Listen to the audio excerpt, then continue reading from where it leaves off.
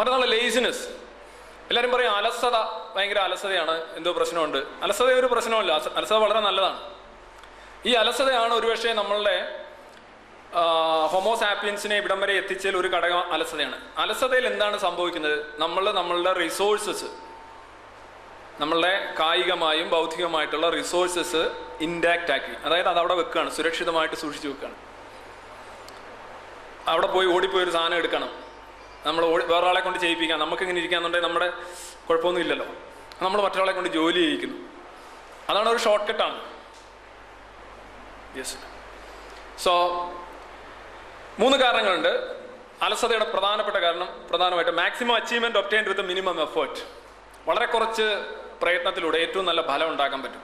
അലസതയെ അത് സപ്പോർട്ട് ചെയ്യുന്ന ഒരു സാധനമാണ്. മറ്റേത് pleasure level is not compromise.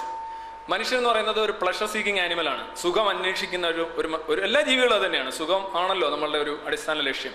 നമ്മൾ എന്ത് ഫിലോസഫി പറഞ്ഞാലും അതൊക്കെ തന്നെയാണ് സംഭവിക്കുക. അപ്പോൾ ഈ സുഖാവസ്ഥയിൽ ഒരു വിട്ടുവീഴ്ച അവിടെ സംഭവിക്കുന്നില്ല. മറ്റൊന്നുള്ളതാണ് ത്രെട്ട് ലെവൽ ഈസ് മിനിമം. നമ്മളുടെ തലച്ചോറ് അല്ലെങ്കിൽ നമ്മുടെ മസ്തിഷ്കം ഈവൻ മൈനറായിട്ടുള്ള വിമർശനങ്ങൾ പോലും നമുക്കെതിരെ ഉയരുന്നത് ഇഷ്ടപ്പെടുന്നില്ല. നിങ്ങളെ എപ്പോഴും പുകഴ്ത്തുന്നത് നിങ്ങൾക്ക് ഇഷ്ടമാണ്, പക്ഷെ നിങ്ങളെ ആരെങ്കിലും ഒന്ന് ചെറുതായിട്ട് വിമർശിച്ചാൽ നിങ്ങൾക്ക് ഇഷ്ടമല്ല. എന്താ കാര്യം? അത് നിങ്ങളുടെ കുഴപ്പമല്ല. ഏറ്റവും ചെറിയ വിമർശനത്തെ പോലും it's a threat to life, ജീവിതത്തിന് നേരെയുള്ള ഒരു ഭീഷണിയായിട്ടാണ് മസ്തിഷ്കം വിലയിരുത്തുന്നത്. അങ്ങനെ ആ ഒരു രീതിയാണ് മസ്തിഷ്കത്തിനുള്ളത്. അതിനിഷ്ടമല്ല. നമ്മളെ ആരോ വെല്ലുവിളിക്കുന്നു, അതാണ് വിമർശനത്തെ നമ്മൾ കാണുന്നത്.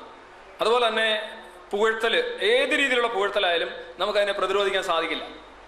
മനസ്സിലായല്ലേ? ഇപ്പോൾ ജൂലിയസ് സീസർ എന്ന് പറയുന്ന ഒരു നാടകത്തിൽ ഒരു കവി വന്ന് പറയുന്നുണ്ട്, ജൂലിയസ് സീസറിനെ എനിക്കറിയാം, അദ്ദേഹത്തിന് പ്രശംസ ഇഷ്ടമല്ല എന്ന് പറയുന്നുണ്ട്. അപ്പോൾ ജൂലിയസ് സീസർ അറിയാതെ അങ്ങ് പൊങ്ങിപ്പോയി. പ്രശംസ ഇഷ്ടമല്ലാത്ത ആൾ എന്നായി.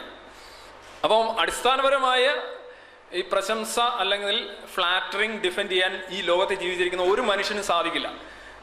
ആരെങ്കിലും നിങ്ങളെ പ്രശംസിക്കുമ്പോൾ നിങ്ങൾക്ക് ഇഷ്ടമല്ലെന്ന് നടിക്കാം, പക്ഷെ നിങ്ങൾക്ക് ഇഷ്ടപ്പെടും. നിങ്ങൾ മാറിയിരുന്ന് കോരിത്തരിക്കും, അല്ലെങ്കിൽ വീട്ടിൽ പോയിരുന്ന് ആലോചിക്കും.